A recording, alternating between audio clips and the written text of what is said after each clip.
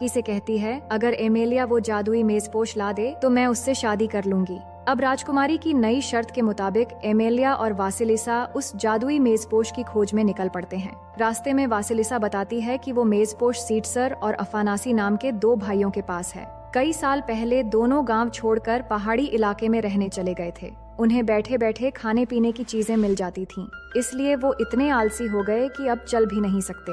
इसी तरह बातें करते हुए दोनों एक बुजुर्ग कपल के घर में खाना खाने के लिए रुकते हैं। घर बहुत साधारण होता है, लेकिन उनमें सच्चा प्यार होता है। फिर वहाँ से निकलते हुए वासिलिसा मुस्कुराकर कहती है, 2 लोगों में प्यार सुई और धागे जैसा होना चाहिए, जो एक के बिना दूसरा अधूरा होता है। आगे बढ़ते हुए दोनों हरे भरे खेतों से गुजरते हुए आखिर उस पहाड़ी इलाके में पहुँचते हैं, जहाँ ऊंची ऊंची चट्टानों के बीच वो दोनों मोटे मोटे भाई अपने सामने जादुई मेजपोश लगाए बैठे होते हैं। उनके बोलते ही जादुई मेजपोश पल भर में बहुत सारा स्वादिष्ट खाना सामने ले आता है और वो दोनों मन भरकर खाने लगते हैं। दूर से एमेलिया और वासिलिसा ये सब देख रहे होते हैं और जब दोनों भाई खाते खाते थक जाते हैं तो एमेलिया उनके पास आता है और कहता है, ये मेजपोश मुझे दे दो। ये सुनकर दोनों गुस्से में उसके सर पर नारियल मारकर उसे बेहोश कर देते हैं। अब एमेलिया को उठाने के लिए वासिलिसा वहां आती है और दोनों को कहती है कि एक बार अपना चेहरा पानी में देखो।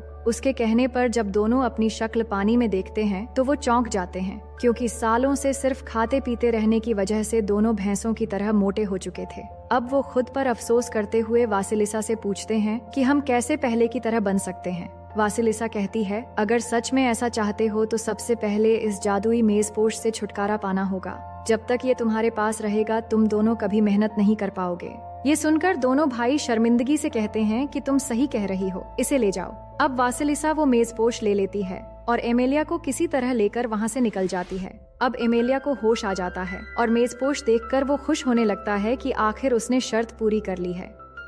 वापसी के रास्ते में जब एमेलिया फूलों के बगीचे से राजकुमारी के लिए फूल तोड़ने लगता है तो वासिलिसा कहती है कि तुम्हें क्यों समझ नहीं आ रहा कि एनफिसा तुमसे शादी नहीं करना चाहती। वो हर बार तुम्हें ऐसे काम देती है जिन्हें तुम कर ही न सको।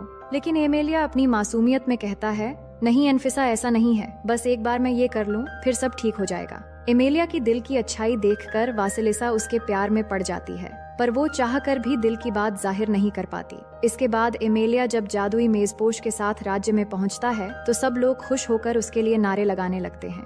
राजा गर्व से कहता है कि देखो, अब ये लोगों के दिलों में भी अपनी जगह बना चुका है। लेकिन एनफिसा के चेहरे पर गुस्सा साफ झलकता है। वो फिर से